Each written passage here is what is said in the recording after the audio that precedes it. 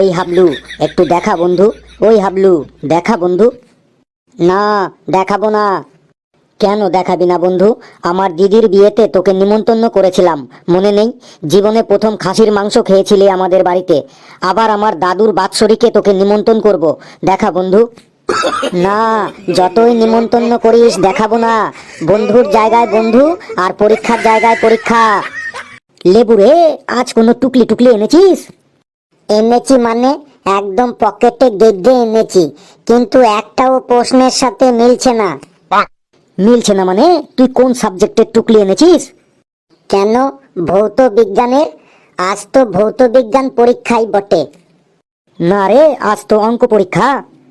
তাই তো ভাবছি, তখন থেকে টুকলিগুলা প্রশ্নের সাথে মিলাইছি, কিন্তু একটাও প্রশ্নের সাথে মিলছে না কেন? এই সবাই চুপ। ফেলুরে বন্ধু, একটা বলে দে। কোনটা বলবো বল। আমার বাবা আমাকে 3টে আম দিল, 3টে আমি খেয়ে ফেললাম, তাহলে আমার কাছে আর কি পড়ে থাকবে? এটাও জানিস না? এটা একদম সহজ, তোর কাছে 3টে আমের আটি পড়ে থাকবে। ফেলুরে ভাই রে, আমাকে একটা বলে দে। কোনটা বলতে হবে, তাড়াতাড়ি বল। পেদুর বয়স পেদুর ভাইয়ের বয়সের 3 গুণ। পেদুর ভাইয়ের বয়স যদি 5 বছর পরে 4 গুণ হয়, তাহলে পেদুর বর্তমান বয়স কত? লেখ, পেদুর বর্তমান বয়স 6 বছর। প্রশ্নটা তুই না বুঝেই এত তাড়াতাড়ি উত্তর দিলি কিভাবে? এতে বোঝাবুঝির কি আছে? গত পরশুদিন আমি পেদুর জন্মদিনে গেছিলাম, ওর বার্থডে কেকের উপর 6 লেখা ছিল। ঘেটু, এই ঘেটু, একটা বলে দে। কোনটা বলবো, তাড়াতাড়ি বল। অখিল বাবু তার 15 দিনের ইনকাম দিয়ে 30 দিন সংসার চালান। সে যদি 30 দিনে 10,000 টাকা ইনকাম করে, তার মাসের শেষে কত টাকা বেঁচে থাকবে? 1 টাকাও বেঁচে থাকবে না। কেন বেঁচে থাকবে না? কারণ জিনিসপত্রের যা দাম, টাকা বাঁচানো তো দূরের কথা, মাসের শেষে অখিল বাবুকে আরো টাকা ধার করতে হবে। এই ঘেটু, তুই পেছিকে বলে দিচ্ছিস কেন রে? স্যার, আমি শুধু একাই ফেল করব কেন? কালু রে, a+b² সূত্রটা বল একবার ভাই। লেখ, a²+b²+c²+d²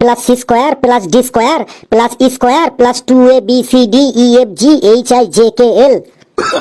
ফর্মুলাটা কি তুই নিজে বানাইলি? এটা তো কোনোদিনও শুনিনি। লিখতে হয় লেখ, না হলে আমাকে ডিস্টার্ব করিস না। রেগে যাচ্ছিস কেন? থ্যাংক ইউ ভাই, তোকে পরীক্ষার শেষে একটা আলুর চপ খাওয়ান দেব। ফেলুরে ভাই, উপপাদ্য কাকে বলে রে? লেখ, ভেজা পায়ে সিঁড়ি বেয়ে বেয়ে ছাদে ওঠার সময় সিঁড়িতে স্লিপ করে উল্টে পড়ে গেলে যে পাটা উপরে থাকে, সে পাটাকেই উপপাদ্য বলে। মানে উপরের দিকে পা থাকে মানেই উপপাদ্য। থ্যাংক ইউ ভাই। ওই ফেলু ভাই, আমাকে একটা বলে দে। কোনটা বলতে হবে, তাড়াতাড়ি বল। একটি বাদর যদি একটি তৈলাক্ত বাস বেয়ে 2 মিনিটে 8 মিটার ওঠে এবং পরবর্তী মিনিটে স্লিপ করে 2 মিটার নেমে পড়ে, তবে 32 মিটার উঁচু বাসের মাথায় উঠতে বাদরটির কত সময় লাগবে? একদম সহজ, 32 মিটার বাসের মাথায় উঠতে বাদরটির 2 মিনিট সময় লাগবে। কেন, কি করে এটা সম্ভব? কারণ আমি বাসটির মাথায় এক কাঁধি পাক্কা কলা রেখে দেবো, তাহলে বাদরটি ওই 32 মিটার বাসের মাথায় উঠতে 2 মিনিটও সময় লাগবে না। ফেলু, এই ফেলু, ফেলু ফেলু বলে চিৎকার না করে বল কি বলতে হবে। পাটিগণিত কাকে বলে একটু বলে দে ভাই। লেখ, যেসব এলাকায় ভালো পাটের চাষ হয়, সেই সব এলাকার পাট গাছগুলো যখন বড় বড় হয়, তখন ওই পাটের জমির মালিক মানে পাট চাষি ভাই ওই পাটের জমির পাশে দাঁড়িয়ে দাঁড়িয়ে মনে মনে যে অঙ্ক করে, তাকেই পাটিগণিত বলে। যেমন উদাহরণ হলো, যদি 1 বিঘা জমির পাট কাটতে 10 জন মুনিশ লাগে বা লোক লাগে, তাহলে 10 বিঘা জমির পাট কাটতে কতজন মুনিশ বা লোক লাগবে? এটাই হলো পাটিগণিতের উদাহরণ। থ্যাংক ইউ ফেলু ভাই। এবার বল, বীজগণিত কাকে বলে? লেখ, চাষি ভাইরা যখন জমিতে যে কোনো বীজ, যেমন ধানের বীজ, ডালের বীজ, পাটের বীজ, শস্যের বীজ বুনতে বুনতে যে মনে মনে যে অঙ্ক করে, তাকেই বলে বীজগণিত। এর উদাহরণ আমি পারবো না, তুই নিজে লিখে নে। Thank you so much Felu ভাই। আজ সন্ধ্যাবেলা তোকে মলিনের দোকান থেকে গরম গরম চিকেন পকোড়া খাইয়ে দেবো। এই চুপ, কথা বলিস না কেউ। স্যার, আমার লুজ সিট লাগবে। এই নে। এই, আর কারো লুজ সিট লাগবে? Loose sheet, loose sheet, loose sheet লাগবে, লুজ সিট, গরম গরম লুজ সিট, ঠান্ডা ঠান্ডা লুজ সিট, লুজ সিট চাই, লুজ সিট। ঘেটু লুসিট লাগবে, ফেলু লুসিট লাগবে, কালু লুসিট লাগবে, পেচি তোর লুসিট লাগবে। না স্যার, মেন খাতাটাই লিখতে পারছি না, আবার লুসিট। ঘেটু অন্তত একটা নে লুসিট।